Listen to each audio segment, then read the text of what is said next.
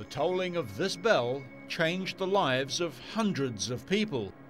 On the 14th of April 1912 at 11:40 p.m, lookout Freddie Fleet shouted, "Iceberg, dead ahead, sir," from the crow's nest of the SS Titanic.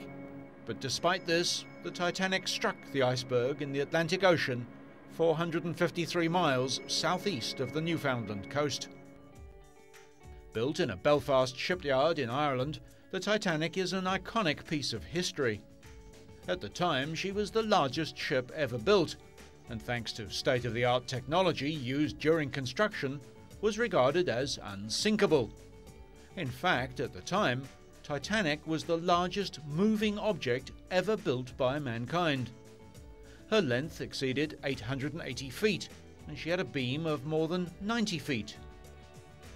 She had 29 boilers and could develop 50,000 horsepower that gave her a top speed of just over 22 knots. The Titanic left on her ill-fated maiden voyage on April the 11th, 1912 from Southampton in England for New York with 2,200 passengers on board. The massive and supposedly unsinkable liner was carrying wealthy elite clientele as well as immigrants hoping for a new life in America. For the wealthy, the Titanic was unsurpassed in luxury and opulence. The crowning glory was her first-class spiral stairway, decorated with oak panelling and ornate wrought iron and gilded balustrades. The stairway was topped by a huge glass dome that allowed natural light to flood the area.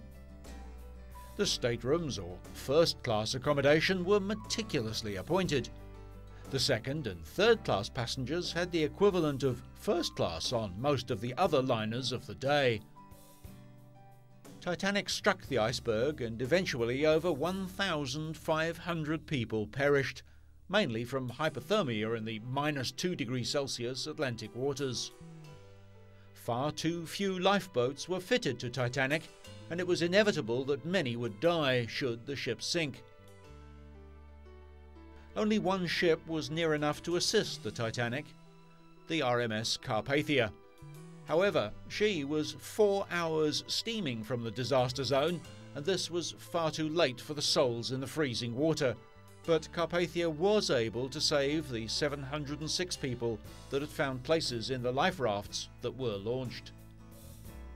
News of the sinking reverberated around the world, and even today, the Titanic disaster fascinates scientists and history buffs and has inspired several hit movies. The long-lost wreck was rediscovered in 1985 by marine explorers Robert Ballard and Jean-Louis Michel. However, only one company is allowed to remove items from the wreck site. RMS Titanic Incorporated has carried out 9 expeditions to the watery grave of the wreck site. They have recovered and restored over 5,500 artifacts that are now found in exhibitions and museums around the world. Since the wreck's discovery, it's been photographically determined that the Titanic is rapidly deteriorating. Researchers say that deep-sea organisms are eating into what was once 45,000 tons of metal at the alarming rate of up to 600 pounds per day. In light of this, the recovery of artifacts is mostly seen as a positive step. At exhibitions, personal items such as toothbrushes, hats, combs, perfumes, letters, plates and handbags are of most interest, as they represent the last hours of the many ordinary lives that were lost on that black night in 1912 when the unsinkable ship sank.